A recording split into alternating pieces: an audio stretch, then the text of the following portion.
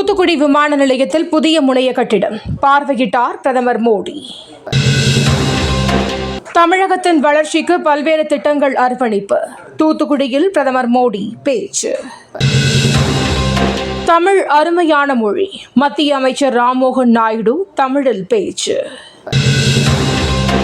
மருத்துவர்கள் வற்புறுத்தினாலும் எனக்கு ஓய்வெடுக்க மனமில்லை.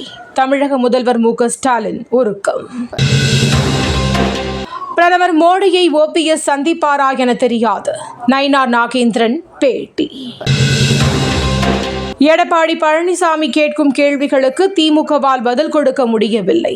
SP வேலுமணி காட்டம். ராமேஸ்வரம் மீனவர்கள் கடலுக்கு செல்ல தடை. 10 கோடி ரூபாய் வருவாய் இழப்பு. 4.5 வயது பெண் குழந்தை கொலை. தாய் கள்ளக்காதலன் கைது. கோவையில் அதிர்ச்சி சம்பவம். திருவள்ளூர் சிறுமி பாலியல் வன்கொடுமை. குற்றவாளியின் பெயர், ஊர் விவரங்கள் வெளியீடு. பாபநாசம் புறவழி சாலையில் சாறை சாறையாக ஓடிய வாத்துகள். ரம்யமான வீடியோ காட்சி. மும்பையில் தொடர் கனமழை. கடல் கடும் சீற்றம். மூத்த ஹிஸ்புல்லா தளபதி படுகொலை. இஸ்ரேல் பாதுகாப்பு படைகள் அறிவிப்பு. மியான்மரில் நிலநடுக்கம். ரிக்டர் அளவில் 3.4 பதிவு.